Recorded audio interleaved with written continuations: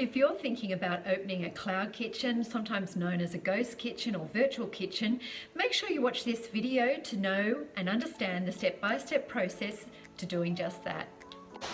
Hi, I'm Rowena. I'm a food consultant. I'm based in Sydney, Australia. Over the years, I've worked with literally hundreds of businesses to really skyrocket their sales. If you're thinking about starting your own food business or you would like to grow the sales of existing business, make sure you tune in. Every week we are creating videos on lots of low cost and no cost strategies to really make your business fire. Okay, let's get started. Our step-by-step guide to opening a cloud kitchen. So step number one is choosing your concept. Now, what a concept is basically like the theme or style of the restaurant that you are going to open in terms of what type of cuisine is it, what is the brand going to represent, who are your target market. Now, the reason why this is step number one is this will lead you to finding the right location. You need to be located within an easy, convenient reach of your customers. Even though your product is being delivered to them, they're not coming to you with a cloud kitchen. It still needs to be delivered with the quality of the product not being compromised. So you don't want soggy, wet food, cold food by the time it gets to them. So you need to think about the concept because that will lead you to the right location where your target market's based. Now, don't forget, one of the most important things with your target market is to look at the demographics. Now, needless to say, young couples, families, older professionals all engage with home delivery food very differently because they have different needs or wants. So you want to be based in an area where there is lots of your main target customer.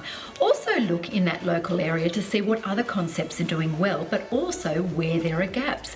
What type of concepts don't exist already and what type of concepts are at absolute saturation in the area.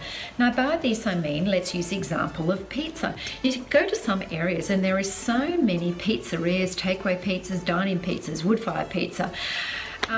The market's at absolute saturation. Why compete head on when you might be able to take advantage of a market gap? There might be a lot of pizza, but is anyone doing pasta, for example? Okay, number two is actually finding the perfect location. Now, as I mentioned in our previous video on cloud kitchens, you don't need a high traffic location. You just need to be based within a convenient location of your main target customer. So stick to your budget, look at lots of locations. Sometimes you can find cloud kitchens that are already fitted out, which means you don't have to spend a lot of money on expensive equipment. It's already there. Never look at a premises where you'll be spending more than 15% of your estimated turnover on rent, or you're going to get into financial trouble. It's called occupancy cost, and you want it to be at least 15% or less than your estimated turnover. Otherwise, you'll be spending too much on rent. Food businesses have very small margins. If you're spending more than 15% on rent, you're going to get into strife. Okay, step number three is to look into any regulations or licenses or accreditations you need to be able to operate a food-based business. Now, apart from safe food handling procedures, there's also licenses and other requirements that you need to meet. Every area is completely different, so I recommend that you look at your local government area, check out their website, your local council as your first port of call. Sometimes these are managed on a city basis or even a state basis in every different country. There are different regulations, but it's up to you as the business owner to be across and above these regulations so that you don't get yourself into a lot of hot water. Step number four is actually to determine what food delivery platform you're going to connect with. Now, I've spoken about this before on previous videos.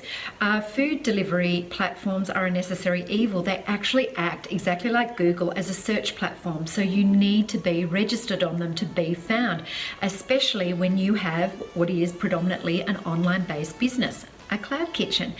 So it's absolutely necessary, but here's the thing, what you can do is ensure you have your own ordering platform. You can take deliveries in-house, you can take charge of that, and you can avoid those 25 to 30% commissions that a lot of those food delivery platforms, such as Uber Eats, are charging. Okay, step number five is a really important one. It's about creating your menu. Now, of course, when you create your menu, you need to look, if you've already got your location, do you have the correct equipment to be able to produce the menu? Our top tip for menu is always to be authentic, to focus on a specific cuisine, be authentic, and also have a very concise menu. I never understand why people had these long, lengthy menus that are like War and Peace novels. Honestly, for quick, easy customer ordering, you want a concise menu, but that also leads to great kitchen efficiencies. You have less waste, less ingredients, less menu items that your chefs need to perfect every time. So go for a short, concise menu. Make sure you've got the equipment that you need to produce the menu, and also, here's the tip, make sure that these menu items are what your target market are wanting. Okay, step number 6 is choosing your equipment. Now, there's many ways to go with your equipment. First of all, you could actually select a location that is already completely fitted out. As I mentioned earlier in the video, there are plenty of cloud kitchens, particularly in high density urban areas, that are already equipped and ready to go for you to rent.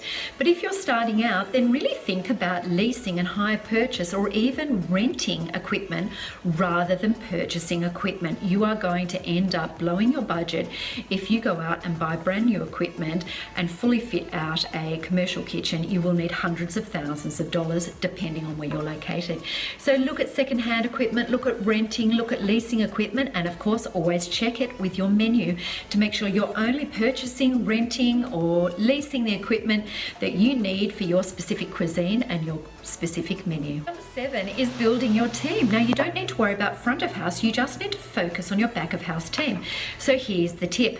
Go for attitude over experience. Yes, you want food industry experienced people to work in the kitchen. It is very hard if you're starting from scratch and you have an inexperienced kitchen. But here's the thing, you cannot train a person's character, their willingness to work, their work ethic, their level of energy. So I always focus on those traits over experience every day. Okay, step number 7 is building your brand. Now, this one is so important. You are essentially an online business. And when I talk about brand, you can see this video, I'm not just talking about logo. I am talking about creating an online presence, a brand that your target customers can resonate with. You are going to have to support sales with really strong marketing. Social media is there, it needs to be used. The younger audiences rely on it heavily. You need to have a really strong online presence if your cloud business is going to be a success. Step number 9 is actually revising your concept. After you've been open for a while, you should be tracking sales. You should know your menu performers. Delete any non-performers. Stick to a really concise menu of menu items that are being really well supported by your target market.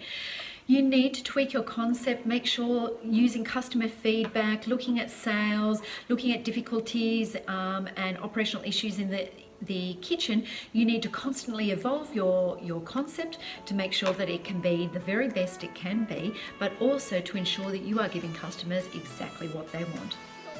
As I said before, if you would like weekly inspiration of low cost and no cost strategies and tips for opening your dream food business or really skyrocketing sales in an existing food business, make sure you subscribe, and every week you'll be notified when we drop a new video. Don't forget, if you would like to download our free COVID action plan for food retailers, these are really tough times. If you would like to have access to strategies to really help you consolidate and try and maintain your sales during a very stressful period during COVID times, make sure you click on the link below and you can access our action plan for free.